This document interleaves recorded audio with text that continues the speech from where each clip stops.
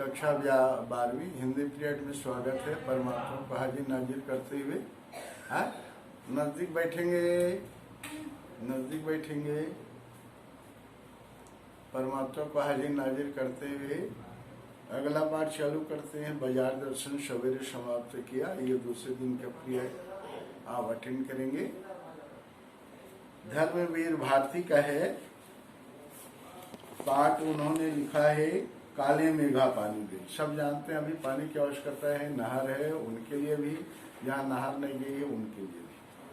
तो पहले लेखक परिचय से अटेंड कर लेते हैं, उसके बाद काले मेघा पानी दे पाठ के बारे में इंट्रोडक्शन देखेंगे। ठीक है, पूछा नहीं जाता है लेकिन जानना जरूरी है कि राइटर महोदय की ऑटोबायोग्राफी क्या है, किसकी क्षेत्र में ख्याति थी, कहाँ पैदा हुए थे और उनकी प्रमुख रचनाओं के नाम क्या है, ये जानना बहुत जरूरी है।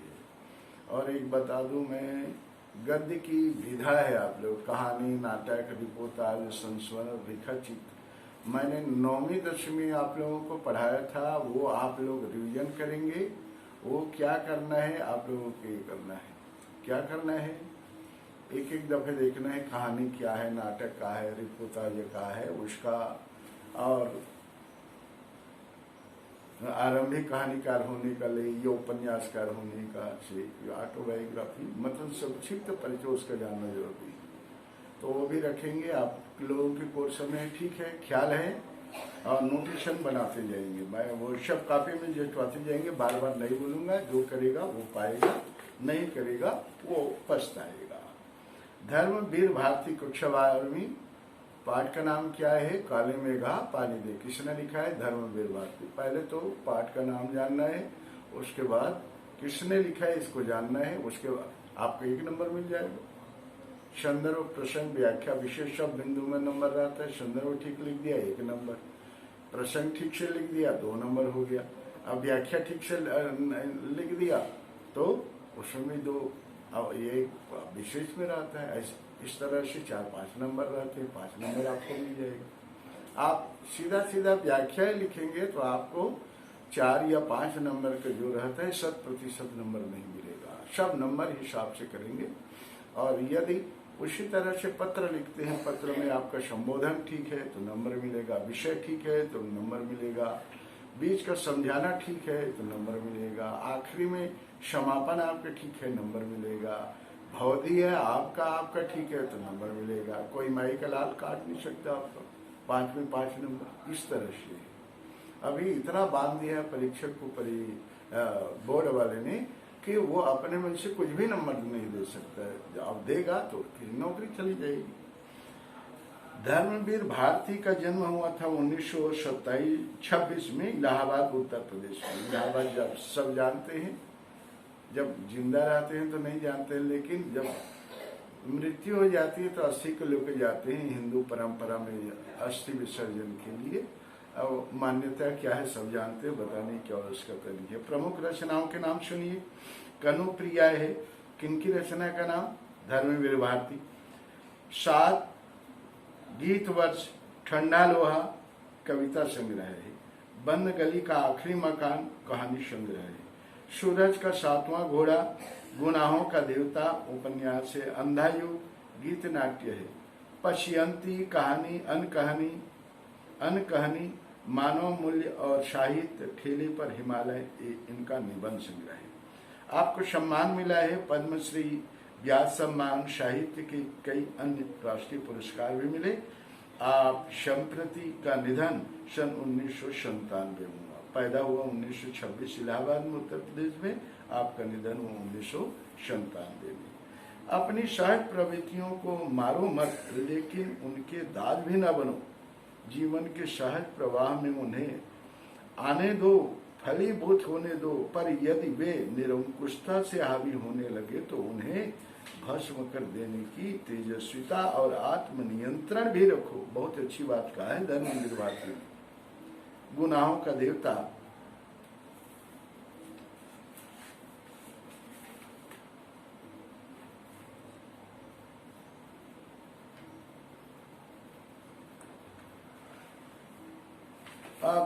आप देखेंगे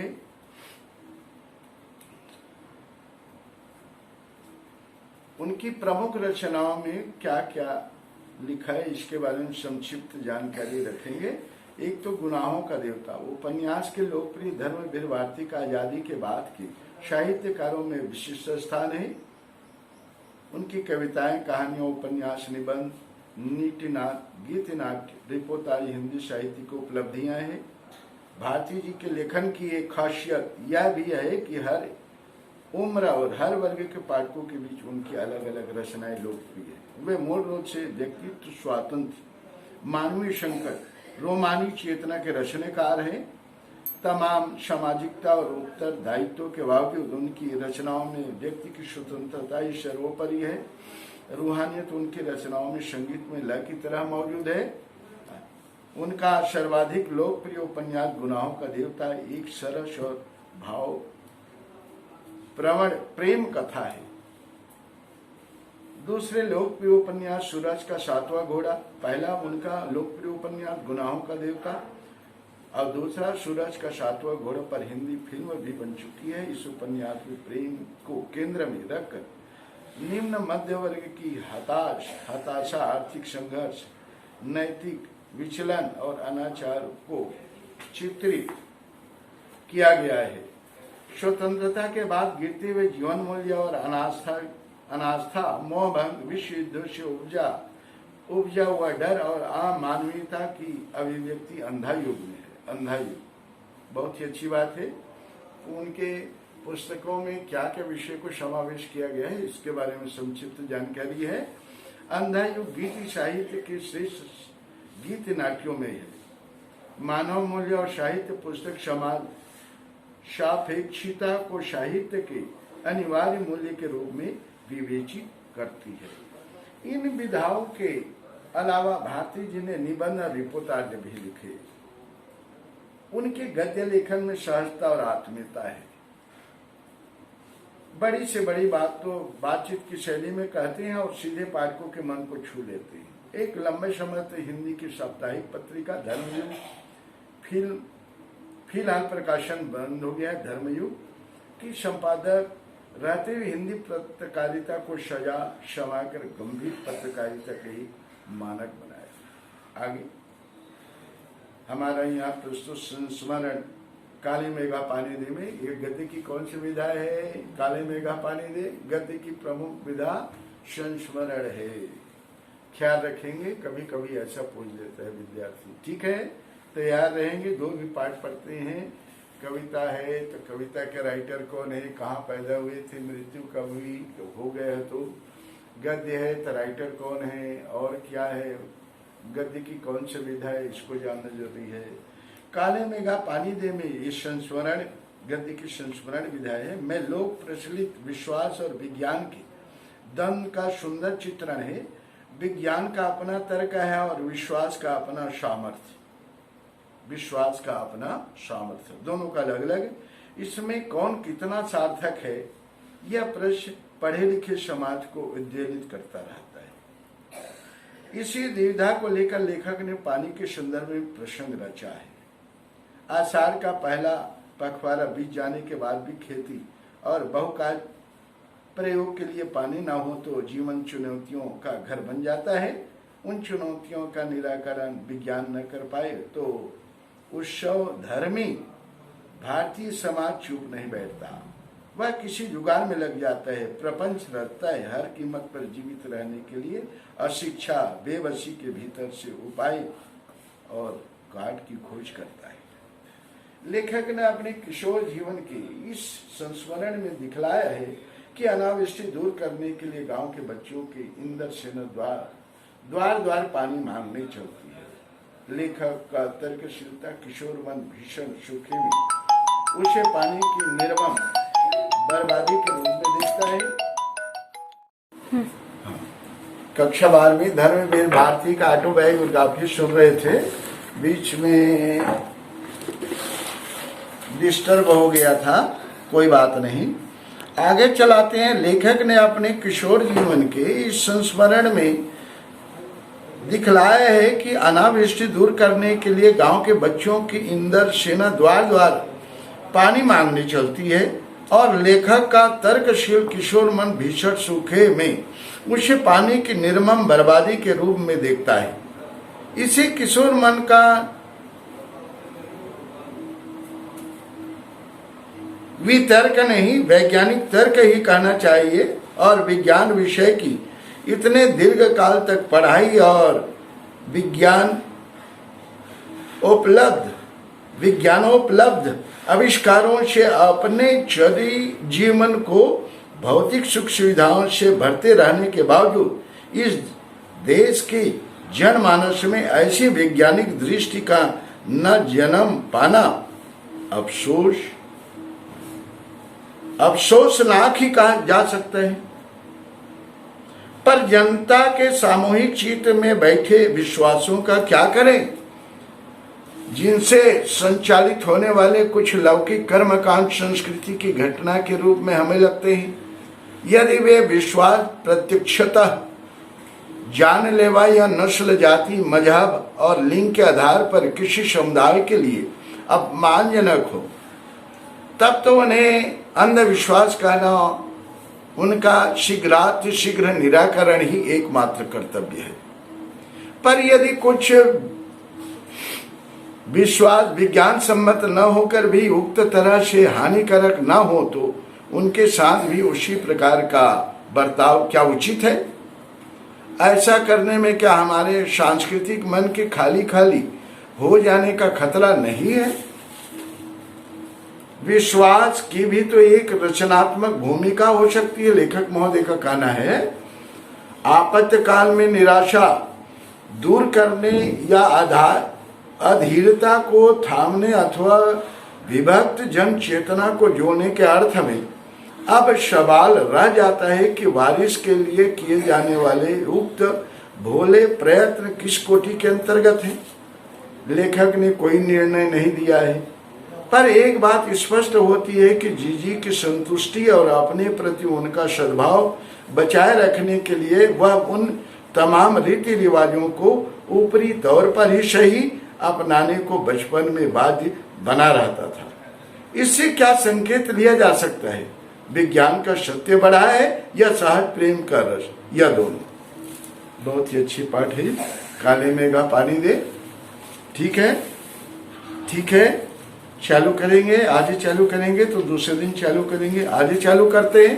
शुभ मुहूर्त है, अभी पानी की आवश्यकता है, सभी जान रहे हैं।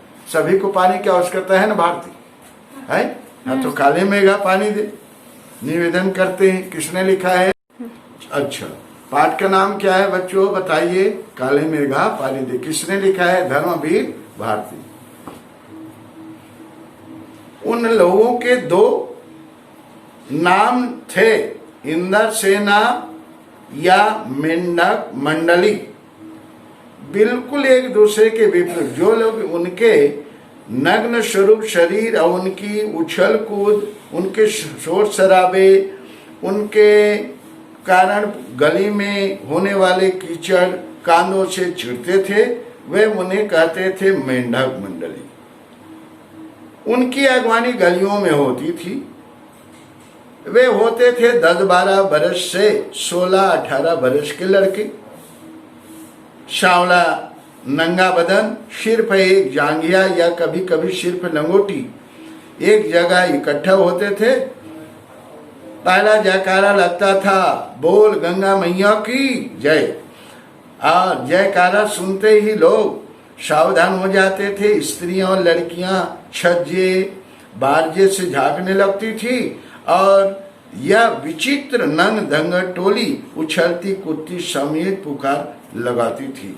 क्या समेत पुकार लगाती थी? काले मेघा पानी दे। आप लोग भी बोलिए, गगरी फूटी बैल पियासा, गगरी फूटी बैल पियासा, पानी दे गुड़धानी दे, पानी दे गुड़धानी दे, काले मेघा पानी दे। बहुत ही सुंदर भाव है और संयोगवश ये पाठ समसामयिक है। अभी पानी की सबकी आवश्यकता है, सभी बोलेंगे काले मेघा पानी दे, गगरी फूटी बैल पियासा, पानी दे गुड़धानी दे, काले मेघा पानी दे। याद कर लेंगे आप लोग। एक बात और है, जब प्रोजेक्ट आप जचवाने के लिए आएंगे तो मैं इसको पूछूंगा, आप लोगों को कंठस्थ होना चाहिए। अब पानी गिर जा रहेगा तो बात अलग है, और नहीं गिरे रहेगा, बारिश नहीं होती है, सूखा ही रहेगा, तो ये आपको सुनाना पड़ेगा। मंजूर है? चलिए। उछलते कुत्ते एक दूसरे की को धकियाते ये लोग गली में किसी दुमाले मकान के सामने रुक जाते। पानी दे मैया, इंद्र सेना आई है। और जिन घरों में आखिर जेठ या शुरू आषाढ़ के उन सूखे दिनों में पानी की कमी भी होती थी, जिन घरों के कुएं भी सूखे होते थे, उन घरों से भी सहेज कर रखे हुए पानी में से बाल्टी या घड़े भर भर कर इन बच्चों को सर से पैर तक तर कर दिया जाता था। ये भीगे बदन मिट्टी में लोट लगाते थे, पानी फेंकने से पैदा हुआ कीचड़ में लथपथ हो जाते थे। हाथ पांव, बदन, मुंह, पीठ सब तरफ पर गंदा कीचड़ मलकर फिर हाथ लगाते, बोल गंगा मैया की जय, और फिर मंडली बांधकर उछलते कुत्ते अगले घर की ओर चल पड़ते। बादलों को टेरते, काले मेघा पानी दे। वे सचमुच ऐसे दिन होते जब गली मोहल्ला, गांव, शहर हर जगह लोग गर्मी में भून भून कर त्राहिमाम कर रहे होते। जेठ का 10 तपा बीत कर आषाढ़ का पहला पखवाड़ा भी बीत चुका होता, पर छीटी पर कहीं बादल की रेग भी नहीं दिखती होती। कुएं सूखने लगते, नलों में एक तो बहुत कम पानी आता भी तो आधी रात को भी मानो खौलता हुआ पानी हो। शहरों की तुलना में गांव में और भी हालत खराब होती थी।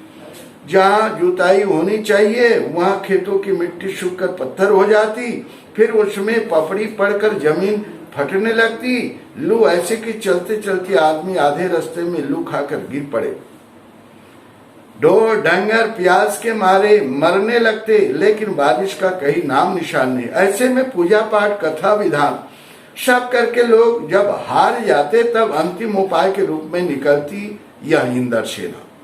वर्षा के बादलों के स्वामी है इंद्र, और इंद्र की सेना टोली बांधकर कीचड़ में लथपथ निकलती, पुकारते हुए मेघों को पानी मांगते हुए प्यासे गलों और सूखे खेतों के लिए।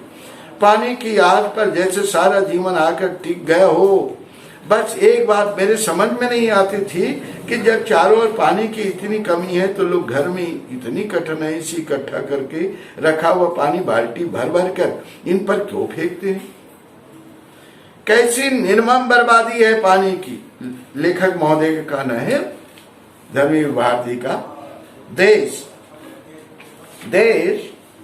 की कितनी क्षति होती है इस तरह के अंधविश्वासों से। कौन कहता है इन्हें इंद्र की सेना? अगर इंद्र महाराज से ये पानी दिलवा सकते हैं तो खुद अपने लिए पानी क्यों नहीं मांग लेते? सच्ची बात है, क्यों मोहल्ले भर का पानी नष्ट करवाते घूमते?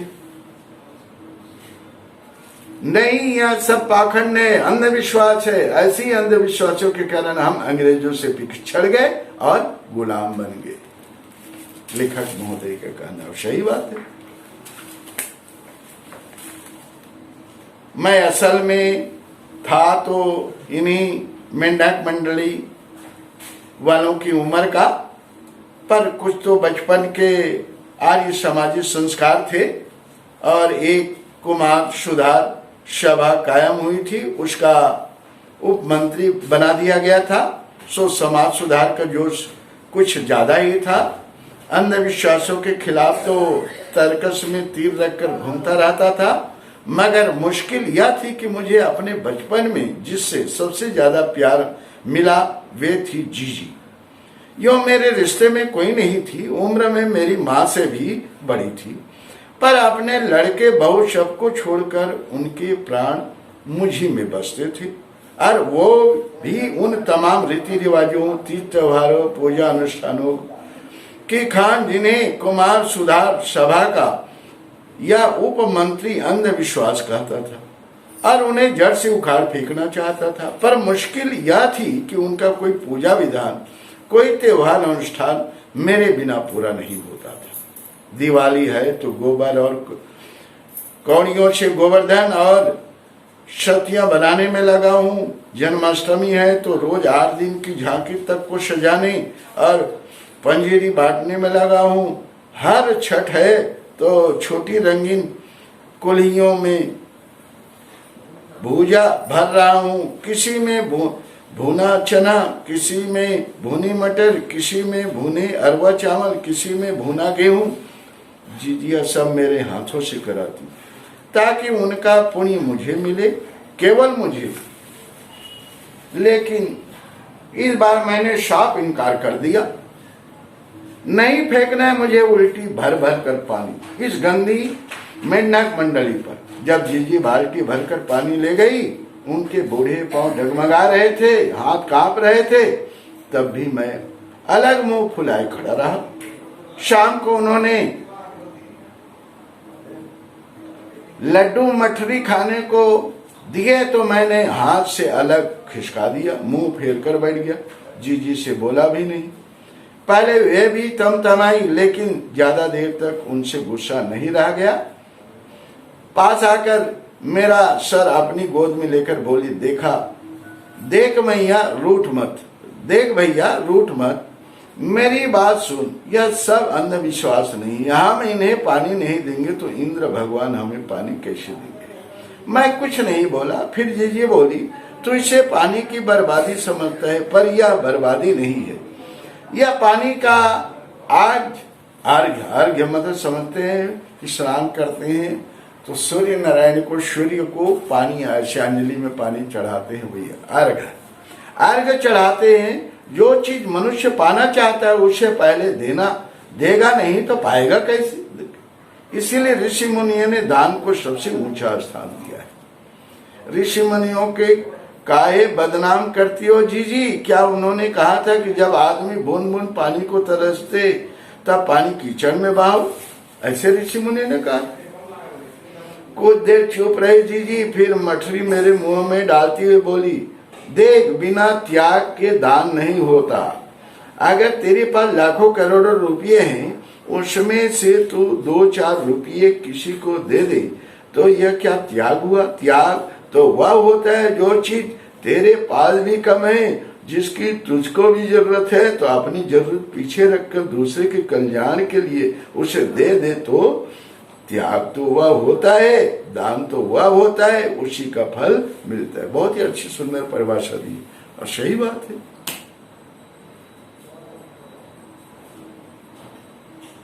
फल वल कुछ नहीं मिलता, सब ढकोसला है। मैंने कहा, पर कहीं मेरे तर्कों का किला पस्त होने लगा था, मगर मैं भी जीत पर अड़ा था। आगे फिर जीजी बोली, देख तू तो अभी से पढ़ लिख गया है, मैंने तो गांव के मदरसे का भी मुंह नहीं देखा, पर एक बात देखी है कि अगर 30-40 मन गेहूं उगाना है तो किसान 5-6 से अच्छा गेहूं अपने पास से लेकर जमीन में क्यारियां बनाकर फेंक देता है।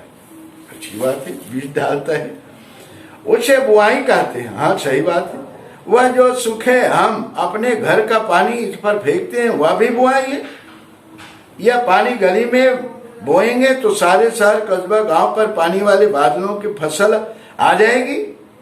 हम बीज बनाकर पानी देते हैं, फिर काले मेघा से पानी मांगते हैं। सब ऋषि मुनि कह गए हैं, पहले खुद दो, तब देवता तुम्हें 4 गुना 8 गुना करके लौटाएंगे। भैया यह तो हर आदमी का आचरण है, जिससे सबका आचरण बनता है। यथा राजा तथा प्रजा, सिर्फ यही सच नहीं है, सच यह भी है यथा प्रजा तथा राजा। यही तो गांधी जी महाराज कहते। जीजी का एक लड़का राष्ट्रीय आंदोलन में पुलिस की लाठी खा चुका था, तब से जीजी गांधी महाराज की बात अक्सर करने लगी थी। इन बातों को आज 50 से ज्यादा वर्ष होने को आए, पर ज्यों की त्यों मन पर दर्ज है। कभी कभी कैसे संदर्भों में बात मन को कचोट जाती है। हम आज देश के लिए करते क्या है? मांगे हर क्षेत्र में बड़ी बड़ी हैं, पर त्याग का कहीं नाम निशान नहीं है। अपना स्वार्थ आज एकमात्र लक्ष्य रह गया है। सही चीज है, समसामयिक समस्या पर धर्म भारती अपना विचार रखे हैं। इस पाठ के माध्यम से हम चटखारे लेकर इसके या उसके भ्रष्टाचार की बातें करते हैं, पर क्या कभी हमने जांचा है कि अपने स्तर पर अपने दायरे में हम उसी भ्रष्टाचार की अंत तो नहीं बन रहे हैं? काले मेघा दल के दल उमड़ते हैं, पानी झमाझम बरसता है, पर गगरी फूटी की फूटी रह जाती है और बैल पियासे की पियासे रह जाती है। आखिर कब बदलेगी यह स्थिति? बहुत ही सुंदर पाठ है, बहुत ही सुंदर पाठ है ये। बाकी ये पाठ के साथ है, पाठ के आसपास है, चर्चा करने वाला है, विज्ञापन की दुनिया है, ये शब्द छवि है, सब शब्द छवि भी आप याद करेंगे। मंजूर है? करेंगे आप? फेयर कॉपी में लिखेंगे, व्याख्या भी लिखेंगे विद्यार्थी। अच्छा, विद्यार्थी क्षणिक परमात्मा की याद करेंगे और समापन है, शुरू में याद करना है, बाबा का सहयोग लेना है। चलो भाई भारती आ जाओ।